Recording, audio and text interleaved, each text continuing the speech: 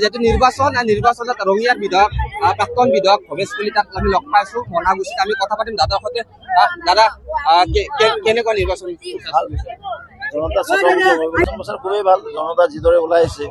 যিদৰে আশীৰ্বাদ পাইছো মৰম পাইছো আমি বিগত ব্যৱধানত সমষ্টিৰ পৰা তৃতীয়বাৰৰ কাৰণে নিৰ্বাচিত হ'বলৈ সক্ষম এতিয়া লক্ষ্মণ ৰেখা কোনোবা দিছে নেকি কংগ্ৰেছৰ প্ৰাৰ্থীগৰাকী লক্ষ্মণ ৰেখা দিছে নেকি কেনেকুৱা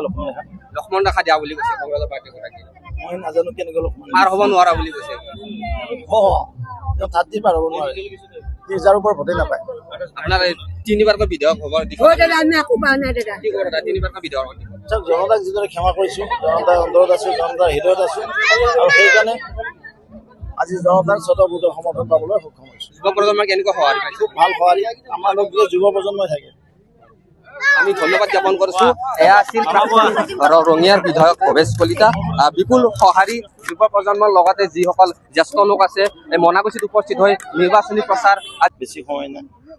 কাইলৈ 3 বজাত এইবেলি বিধানসভা নিৰ্বাচনৰ প্ৰচাৰ সমাপ্ত হ'ব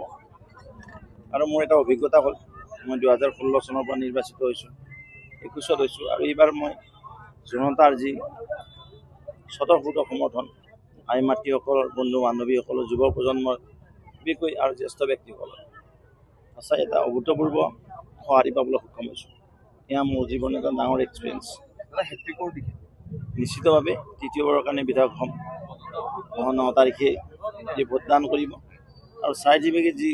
দিব আমাক 4 তাৰিখে গণনা কৰিব